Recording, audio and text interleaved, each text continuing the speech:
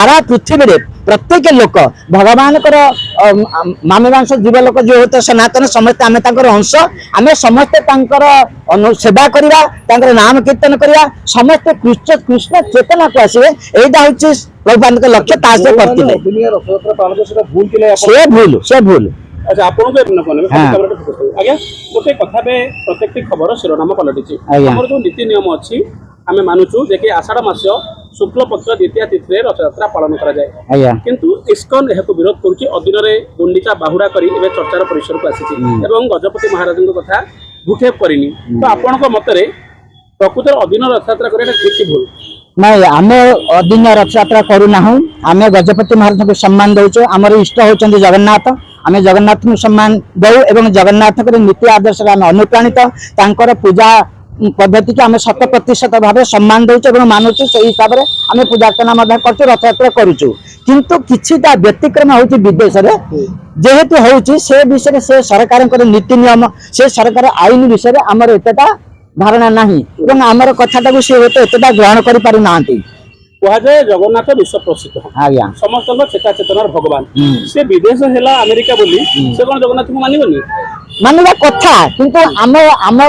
संविधान अलग आम संविधान अलग आम संविधान हस्तक्षेप करें आम अनुरोध करूँ कि आम विश्वास से निश्चित आम अनुरोध को रक्षा करेंगे आम रथयात्रा जो कर सरकार परमिशन आणुछु बिना परमिशन आम करूँ आम बिना परमिशन करूँ से परमिशन दरकार से परमिशन दरकार हाँ दिल्ली रही आमर ख्याल नहीं आम जानू ओके सर आपन गोटे कथा कहबी आपन एटा टिके क्लारिफिकेशन करंतु समस्त मन गोटे प्रश्न वास्तव रे इस्कन सनातन धर्म ना अलग धर्म सनातन धर्म यदि सनातन धर्म समस्त सनातनी तो ये जो विरोध आसुची अधीन रे को काहे कि गजपति महाराज कथा को सुनना गजपति महाराज कथा को आमर सुनिबा उचित आमे मध्य आमर इस्कन कहते जे आमे तांको सम्मान दौचु एवं तांकर कथा को आमे सम्मान दे आमे जीबीसी को चिठी लिखिबु यार पुनर्विचार करिया तांके तो हमर इस्कन ओडिशा सम्मान दौचे एवं देव 1967 मसिया रे जेतेबेले इस्कन रो आविर्भाव करथिले श्रीमद प्रभुपाद कौन कहिथिले आपण मानु कहिथिले कि आपण अधीन रथयात्रा करिबा हमर उद्देश्य प्रभुपाद उद्देश्य महाप्रभु उद्देश्य को पूर्ण करिबा पृथ्वी तो अच्छा जतर नगरादि ग्राम सर्वत्र प्रचार होय हमर नाम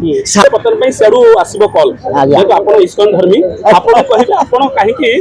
प्रतिवाद कले यदि आपन को बाध्य करा जाए बाध्यतामूलक आपण अधीन रथयात्रा पे आज डेभोटी हिसाब रे आपण से अभियोग को केमति अशास्त्रीय कथा को हम केबे ग्रहण करि पारिबनी जा शास्त्र मत जा जगन्नाथ संस्कृति जहाँ शास्त्र अच्छी जगन्नाथ नीति नियम जहाँ अच्छी आम ता विरुद्ध जाई परिबनी जगन्नाथ सहित जे अवमानना करछन्ती जे जगन्नाथ संस्कृति के विरोध करछि ताको भगवान शास्ति दियन अतीत रे बहुत तार प्रमाण अछि तो आपण भाबुचन्ती कि जो इस्कन रो बड़ बड़ विदेशी जो माने भक्त माने विरोध करछन्ती तांको मध्ये भगवान कठोर शास्ति देबे विरोध करू नाहंती से माने जानि नाहंती से माने किछटा भूल करछन्ती किंतु समय आसीबे जगन्नाथ तांको ठीक बाटे देखैबे सेटा भारतीय माने जो माने अछन्ती संस्था रे इस्कन जो माने अछन्ती हमर आचार्य माने अछन्ती गुरु माने अछन्ती से माने जनैबा दायित्व से माने जणाउचन्ती केतेटा के न मानुचन्ती निश्चित समय आसे समस्त मानिबे यदि प्रभुपाद थांते से आपण कोन कहितांते प्रभुपाद निश्चित जगन्नाथ को सम्मान देवा पन कहितांते जगन्नाथ नीति आदेश रे अनुप्राणित होवा पन कहितांते विरोध करि नतांते कोट ना कोटी से बाहर थाई ताको कष्ट लागुनी निश्चित ठाकुरंग सहित आज भेदभाव करूचन्ती डिस्क्रिमिनेशन करूचन्ती निश्चित नीति भंग करूचन्ती निश्चित कष्ट লাগিব समस्त को कष्ट লাগিব आचार्य मान को कष्ट লাগিব समस्त को कष्ट লাগিব आपण को असुविधा आपण कहा डाकंती प्रभु जगन्नाथ को डाकंती ना काहू डाकंती आमे जगन्नाथ हमर इष्ट जगन्नाथ आमे जगन्नाथ को डाकु अधीन रथयात्रा भूल नहीं अधीन रथयात्रा निश्चित भूल किंतु से माने आमे कहबा जे से माने जबरदस्ती करचंती एटा को म ग्रहण करि पारनु से माने हुए तो अनभिज्ञ अछंती जानि नाहती जानि पारु नाहती आमे जानिया पे चेष्टा करबा विदेश रे फिर इस्कन को अलग की ना इस्कन एटा जति सेते केमति भूल होची म कहिली प्रथम रे कहली हमर जेंति सरकार कर नीति नियम अछि आईन अछि तांकर सेमति आईन अछि बंद कांगे जो कृष्ण चेतना बंद होइता ठीक की